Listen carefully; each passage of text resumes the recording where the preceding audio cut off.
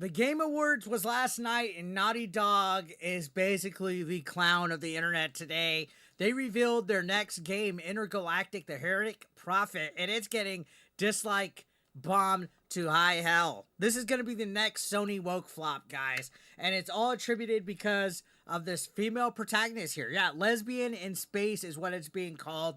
Now, if you go to the actual upload from Naughty Dog, you can see it's getting dislike ratio to high hell.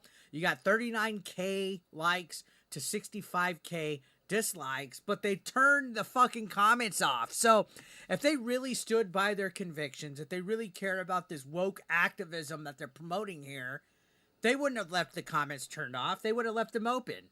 But no, it's because they don't want to be called out for the nonsense that they do. Now, I know a lot of people are like, oh, female protagonists, the rage bait grifters, they're raging. Because look, for me, it's not the point of it being a female protagonist. If the female protagonist is written good, if they have redeeming qualities besides the fact that they're a female, I'm all for it.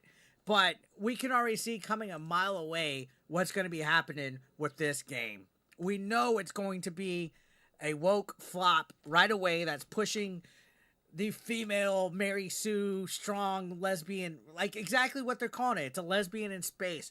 So it's getting heated. Now, interesting enough, PlayStation's official trailer upload of it has the comment section open, but it's also getting ratioed even harder. 50K likes to 81K dislikes. A lot of people are angry about this, and the wokies, of course, oh, why are so many men mad at this? Look, it's because the patterns are there. We see it a mile away. You can see Quiz Catal says, from the studio who brought you Crash Bandicoot, Jack and Dexter, and Uncharted. Nice. How many of them still work there? And that's proof. You know, a lot of the employees that are from these studios, they're long gone. But these studios try to use all the credentials, all the legacy and stuff when they've been replaced by woke, liberal woke tards, right? Shinigamia Burry, I don't even know how to read this guy's name, said the best comment right here. The most surprising thing about this trailer is that Sony left the comments on. So let's look at this article from Park Place as we read it, because this trailer is the talk of Twitter today, and it's very divisive already. You got people on both sides, whether you're a rage bait grift or whatever, defending it. Again, in a game, if a female protagonist has a lot more redeeming qualities than just them being female, I'm okay with it. There's too many patterns to ignore here, and people are pissed and tired of it. This is after Sony had Concord come out and flop. Now we're having this game come out and flop. So this goes on to talk about how Naughty Dog closed the Game Awards last night with a trailer for its new sci-fi adventure, Intergalactic, the Heretic Prophet. The trailer released on YouTube at the same time, but Naughty Dog disabled comments to prevent the avalanche of hate that it clearly knew the game would create. Right?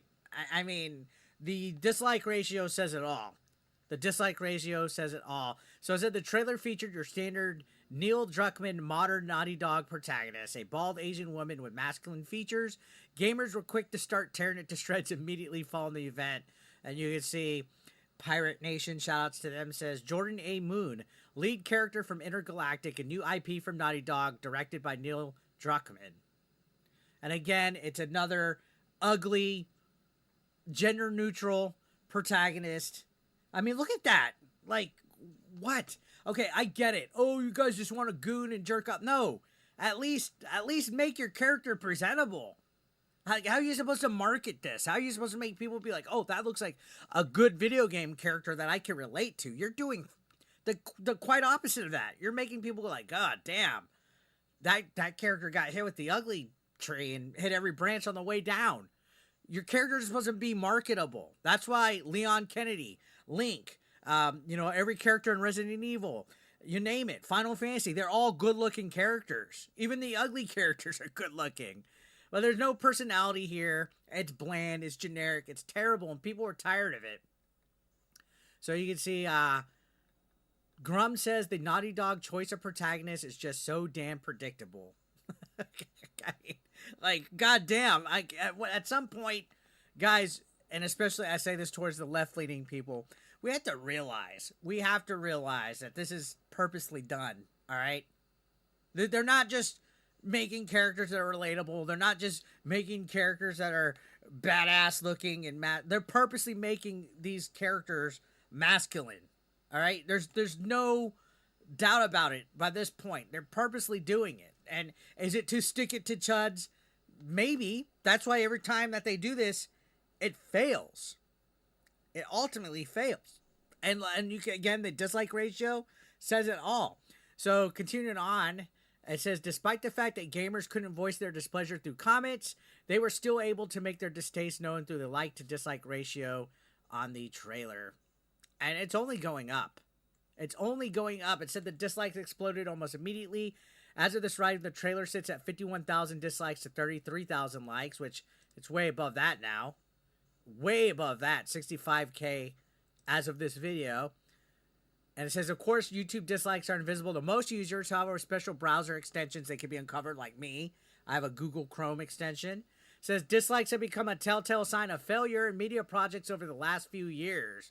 And it goes on to talk about The Little Mermaid and Snow White and how everything woke is just becoming a absolute disaster. And I know the wokies hate to say, oh, everything you dislike is woke. Everything. Nobody, real people don't care about this stuff. No, they do. Real people don't want this crap, which is why they're ratioing it and why people are coming into comment sections and just ripping it the fuck apart. Because we're tired of this, all right? Oh, it's just a video game. No, it's not just a video game. It's not just a video game. You can see right here, Hermes on Junior says, somehow Concord returned. And that's exactly this this style. This is the style of the characters. I mean, look at the trailer. We'll turn the volume down for it just so we can look at it. Potential wasted here. Potential wasted just so we can get your stereotypical lesbian in space, right? That's all it really is. I mean, what if this looks cool? What if this looks appealing?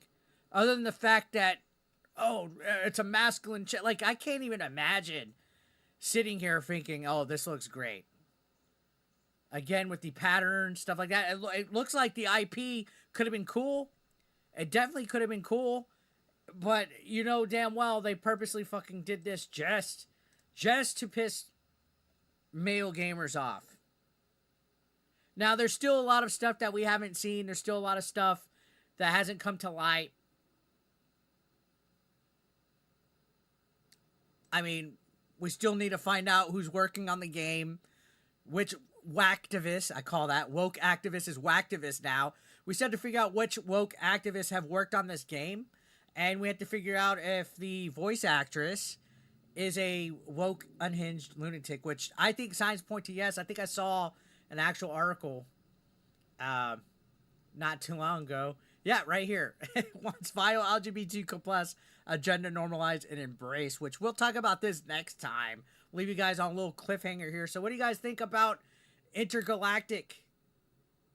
I think it's going to be an intergalactic flop. Let me know your thoughts in the comment section down below. Love to hear what you guys have to say. Thank you so much for watching. Make sure you subscribe. Join the nation.